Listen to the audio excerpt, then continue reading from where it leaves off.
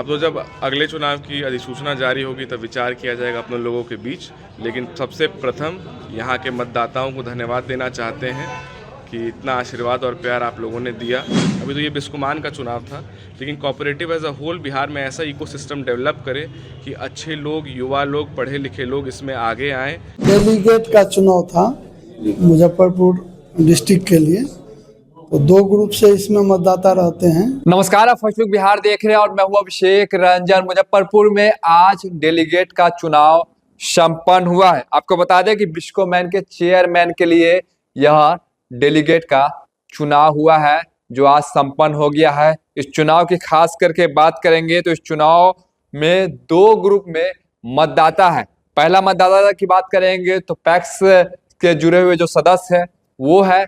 वही अगर बात करेंगे दूसरे मतदाता की बात करेंगे जो व्यापार मंडल से हैं। दोनों ग्रुप के मतदाता ने इस चुनाव में अपनी भागीदारी दी है, यानी कह सकते हैं उन्होंने वोट किया है।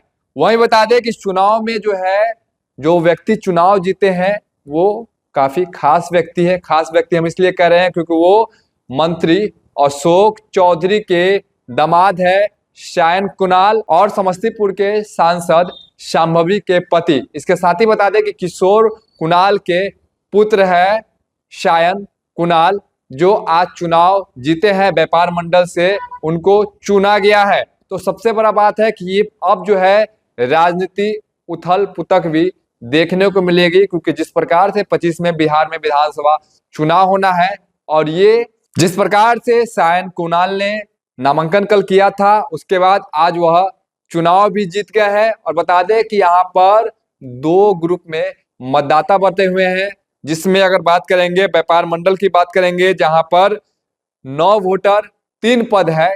जिस प्रकार से जानकारी दी गई है 3 पदों के लिए ये खास करके चुनाव हुआ है, जिसमें कांठी से अगर बात करें तो कांठी से शायन कुणाल चुनाव जीते हैं। वही अगर बात करेंगे पारू से तो शंभू प्रसाद सिंह चुनाव जीते हैं और गायघाट से सुजीत कुमार चुनाव जीते हैं व्यापार मंडल के लिए।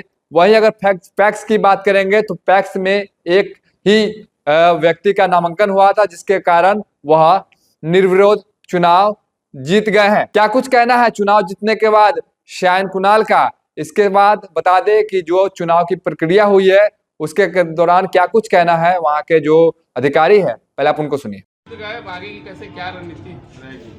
अब तो जब अगले चुनाव की अधिसूचना जारी होगी तब विचार किया जाएगा अपने लोगों के बीच। लेकिन सबसे प्रथम यहाँ के मतदाताओं को धन्यवाद देना चाहते हैं कि इतना आशीर्वाद और प्यार आप लोगों ने दिया। ये लोग तो प्रतिनिधि चुन के आते हैं, फिर वो लोग अपना प्रतिनिधि चुनते हैं। तो मुजफ्फरपुर के तमाम प्रतिनिधियों के प्रति आभार और बहुत बहुत धन्यवाद जी। प्राथमिकता तो सबसे पहली ये है कि जो यहाँ पर जो फैक्ट्रीज़ लगी हैं, जो एग्रो बेस्ड फैक्ट्रीज़ हैं, उनके बारे में जो सूचना आई है कि वो जो रॉ मटेरियल का जो यूज़ करते हैं वो यहाँ के बाहर के किसानों से ख़रीदने का काम करते हैं। सबसे पहली प्राथमिकता है कि जो यहाँ जैसे मान लीजिए जो एथेनॉल प्लांट है, उस एथेनॉल प्लांट में जो रॉ मटेरियल यूज़ होता है वो यहाँ के किसानों से ख़रीदा जाए। ये सबसे पहली प्राथमिकता है कि जिससे यहाँ के किसानों को फ़ायदा होगा। इन्हीं कुछ चीज़ें हैं जिनके साथ आगे बढ़ा जाएगा। कल जैसे सुधा डेयरी की बात कर रहे थे कि अमूल को टक्कर दिलवाने का काम करेंगे सुधा डेयरी, उसको लेकर उसके बारे में तो सुधा डेयरी तो एक अलग एंटिटी है, बिस्कोमान अलग एंटिटी है। लेकिन ये ज़रूर है कि सुधा का इतना व्यापक प्रचार हो, उसकी गुणवत्ता के बारे में लोग जानें कि बाहर के लोग भी इसके प्रति अपनी उत्सुकता दिखाएं। जैसे आप नंदिनी घी के बारे में ज़रूर जानते होंगे, कर्नाटक मिल्क फेडरेशन, उसका घी तमिलनाडु में यूज़ होता है, आंध्र प्रदेश में यूज़ होता है। तो ये एक अलग विचार था कि कोऑपरेटिव एज अ होल, अभी तो ये बिस्कुमान का चुनाव था, लेकिन cooperative as a whole Bihar में ऐसा इकोसिस्टम डेवलप करे कि अच्छे लोग, युवा लोग, पढ़े लिखे लोग इसमें आगे आएँ, इसकी बागडोर को संभालें और इसको देश भर में इसका नाम करें। डेलीगेट का चुनाव था मुजफ्फरपुर डिस्ट्रिक्ट के लिए, तो 2 ग्रुप से इसमें मतदाता रहते हैं, एक पैक्स से और एक व्यापार मंडल से। तो पैक्स से एक सीट था यहाँ, वो निर्विरोध पहले ही हो चुका है, उसमें कोई दूसरा नामांकन नहीं हुआ था। व्यापार मंडल में आज इलेक्शन था, उसमें 9 वोटर हैं और 3 पद हैं, तो वो इसका चुनाव कराया गया उसमें से 3 पद जो है 6-5-5 करके हाईएस्ट वोटर आए हैं, उसमें 3 आदमी निर्वाचित हुए, उनको अभी सर्टिफिकेट दिया। कौन जीते?